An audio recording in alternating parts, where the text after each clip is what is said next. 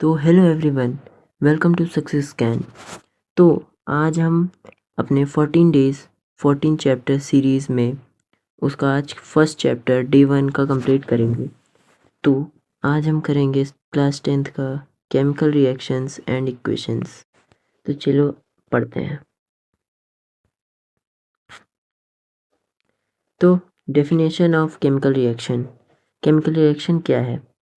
A chemical reaction is a process where one or more substance transform into entirely new substance with different properties। मतलब एक से ज़्यादा substance जब transform हो जाते हैं न्यू प्रोडक्ट में और उनकी प्रॉपर्टीज़ भी अलग होती है, उसी को हम केमिकल रिएक्शंस कहते हैं। उसका इंडिकेशन क्या है, मतलब उसको कैसे पता चलेगा कि केमिकल रिएक्शन हुआ? Change in physical state, gas से लिक्विड बनेगा, है ना, गैस से लिक्विड बनेगा या फिर सॉलिड से लिक्विड बनेगा या गैस से सॉलिड बनेगा। तो उसमें change in state, change in colour, जब कलर चेंज हो जाए, कलर चेंज हो जाए, जैसे रस्टिंग। रस्टिंग में क्या होता है? जंग लग जाता है, जंग लगने से कलर चेंज हो जाता है, वो केमिकल चेंज है। एवोल्यूशन ऑफ गैस, जब गैस निकले, मतलब कोई भी हीट रिलीज हो या गैस हो, गैस निकले, तो वो होता है क्या? Evolution of gas. तो एग्जाम्पल क्या हो सकता है? देखो, rusting of iron and setting of milk into curd. Milk से कर्ड बनाएंगे, केमिकल चेंज, क्योंकि वो इनरिवर्सिबल है, उसको फिर से हम कर्ड को मिल्क नहीं बना सकते। ठीक, अब कुछ इम्पोर्टेंट पॉइंट। प्रेसिपिटेट, प्रेसिपिटेट क्या होता है? Insoluble solid settling after reaction, मतलब जो नीचे थोड़ा सा बच जाता है, थोड़ा सा जैसे कचरा टाइप बच जाता है, उसी को हम प्रेसिपिटेट कहते हैं, जो इनसॉल्युबल होता है। जैसे लेड आयोडाइड। कैटलिस्ट, ये एक सब्सटेंस होता है जो रिएक्शन के बीच में स्पीड अप करने में, मतलब रिएक्शन को फास्ट करने के लिए यूज़ होता है। जितना ये यूज़ होता है उतना ही बाहर निकलता है। ये इसके अंदर ना कोई चेंज होता है। और एक्सोथर्मिक, एक्सोथर्मिक क्या होता है? जिसमें हीट रिलीज होती है, जैसे रेस्पिरेशन और कंबशन। एंडोथर्मिक क्या होता है? एंडोथर्मिक जिसमें हीट एब्जॉर्ब होती है फोटोसिंथेसिस में। कैसे? वो जो प्लांट है वो हीट लेता है, सनलाइट की लाइट लेता है, वो हीट ले रहा है, एक तरह से एनर्जी ले रहा है, एनर्जी लेके उसको केमिकल में कन्वर्ट करके फूड बना रहा है। चलो आगे बढ़ते हैं। Law of conservation of mass क्या होता है? Mass can neither be created और nor be destroyed in a chemical reaction, मतलब ना हम मास बना सकते हैं ना डिस्ट्रॉय कर सकते हैं। तो क्या कर सकते हैं? क्रिएट और डिस्ट्रॉय नहीं कर सकते, फॉर्म्स में चेंज कर सकते हैं। तो total mass of reactant must be equal to total mass of product. देखो, इक्वल होना चाहिए, चेंज नहीं होना चाहिए। देखो, इक्वल होना चाहिए, प्रोडक्ट और रिएक्टेंट का मास हमेशा इक्वल होना चाहिए। और ये जो लॉ ऑफ कंजर्वेशन ऑफ मास है, इसमें आता है बैलेंसिंग के क्वेश्चंस। जो बैलेंसिंग क्वेश्चंस हैं उसकी वीडियो अलग से बन जाएगी, तो उसमें बैलेंसिंग की वीडियो देख लेना। अब क्लासिफिकेशन ऑफ केमिकल रिएक्शंस, मतलब कौन कौन से टाइप्स में, डिफरेंट टाइप्स में बटा हुआ है। First, combination and decomposition reaction. Combination reaction जहाँ पे टू और मोर रिएक्टेंट एक सिंगल प्रोडक्ट बनाते हैं। जैसे देखो, ए एंड बी मिलकर क्या बना रहे हैं? ए बी बना रहे हैं, तो क्या हो गया? Combination reaction. एग्जाम्पल, होगा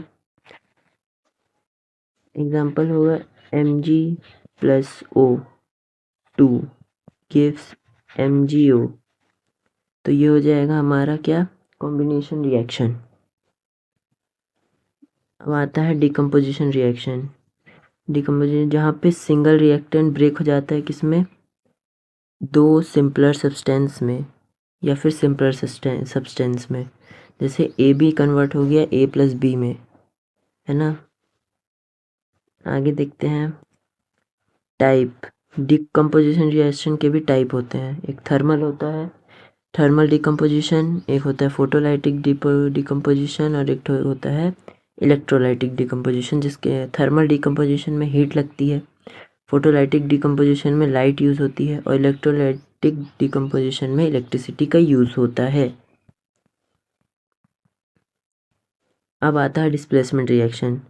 डिस्प्लेसमेंट रिएक्शन में क्या होता है, जहाँ पे more reactive element less reactive element को डिस्प्लेस कर देता है। जैसे ये को लिखा हुआ है, more reactive element displaces a less reactive element from its compound. जैसे जिंक प्लस CuSO4, जो कॉपर है वो जिंक से लेस रिएक्टिव है, तो ZnSO4 प्लस Cu डिस्प्लेस हो गया। डबल डिस्प्लेसमेंट क्या होता है, reactant exchange ions to form new compounds often involve in a precipitate. मतलब दो कंपाउंड एक दूसरे के आयोन्स को एक्सचेंज कर देते हैं। जैसे देखो AB प्लस CD, तो AD प्लस CB हो गया। मतलब आयोन्स जो B और D है वो उसने एक्सचेंज कर दिया, एक दूसरे को एक्सचेंज कर दिया अपने पार्टनर से, वो दूसरे पार्टनर्स में चला गया। ठीक, इन्वॉल्विंग प्रेसिपिटेट मतलब इसके अंदर हमेशा प्रेसिपिटेट बनता है, मतलब क्या, इनसॉल्युबल पार्टिकल जो सॉल्युबल नहीं होता। अब आता है रिडॉक्स रिएक्शन। क्या होता है रिडॉक्स रिएक्शन, ऑक्सीडेशन और रिडक्शन, ये समझ लो। रिडॉक्स रिएक्शन आराम से समझ लोगे। तो रिडॉक्स रिएक्शन में क्या होता है, ऑक्सीडेशन, गेन ऑफ ऑक्सीजन और लूज ऑफ हाइड्रोजन। मतलब ऑक्सीजन का गेन हो और हाइड्रोजन का लॉस हो। मतलब किसी भी केमिकल रिएक्शन में जब हमें कोई भी कंपाउंड में जब हमें ऑक्सीजन का गेन होता है तब वो ऑक्सीडेशन हो जाता है, और जब हाइड्रोजन का लूज हो तो वह ऑक्सीडेशन हो जाता है, और इसी का उल्टा रिडक्शन होता है, lose of oxygen and gain of hydrogen, hydrogen मिले और ऑक्सीजन हट जाए। और इन दोनों, और ये दोनों जो रिएक्शंस हैं वो दोनों जब एक साथ हो तो वो होता है क्या, रिडॉक्स रिएक्शन। इसका एग्जांपल क्या हो सकता है, इसका एग्जांपल हो सकता है CuO plus H2 gives, heat लगती है, गिव्स Cu प्लस H2, एक सेकेंड,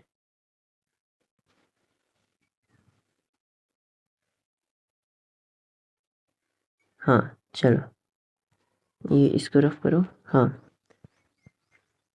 H2O। अब देखो Cu और यहाँ Cu, देखो Cu का रिडक्शन हो गया और ऑक्सीडेशन किसका हो गया, H2O, मतलब हाइड्रोजन का ऑक्सीडेशन हो गया, कॉपर का रिडक्शन हो गया, तो इसका रिडक्शन हो गया और हाइड्रोजन का ऑक्सीडेशन हो गया, हुआ, ठीक है। चलो आगे देखते हैं, अब आगे बढ़ते हैं। corrosion और rancidity is a gradual destruction of metal by environmental agents like moisture. Without protection, the structural integrity of iron decreases exponentially. मतलब जैसे हम कोई भी आयरन के चीज़ के ऊपर हम उसके अंदर प्रोटेक्टिव लेयर नहीं लगाते हैं तो जो environmental agents like water, moisture मिलकर जो वो है मेटल या आयरन है उसको पूरा, सबसे मेन रस्टिंग जो होता है वही कोरोजन है, दोनों एक ही चीज़ है। रस्टिंग देखो,